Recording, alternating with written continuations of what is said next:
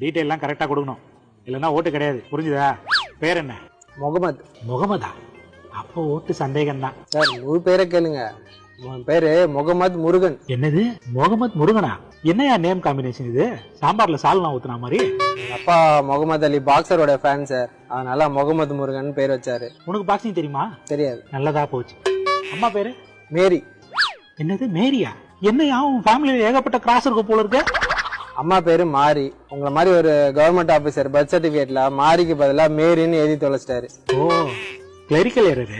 சரி பண்ணிக்கலாம். சரி, உன் குலதெய்வம் என்ன? குலதெய்வம்லாம் ஏன் கேக்குறீங்க? சும்மா சொல்லியா, சைட்ல பிராக்கெட்ல ஃபில் பண்ணிக்கிறேன். சார் உங்களுக்கு அங்க என்ன தேவையோ அது மட்டும் கேளுங்க சார். சரியா? 2002ல நீ எங்க ஓட்டு போட்ட, தொகுதி என்ன, வார்டு என்ன, பாகம் என்ன, எல்லாத்தையும் சொல்லு. சார் 2002ல ஓட்டே இல்ல சார் எனக்கு.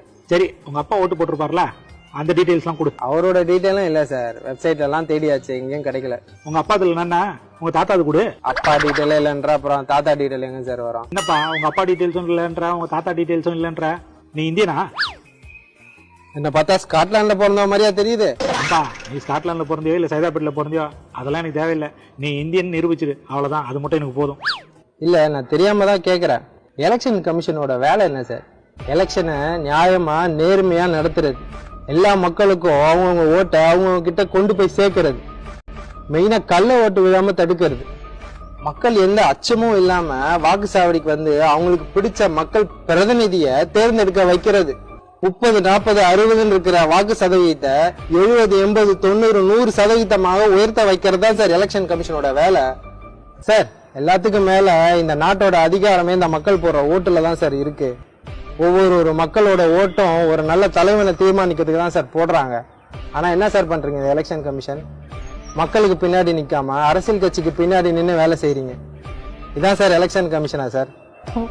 கேவலமா இருக்கு சார்.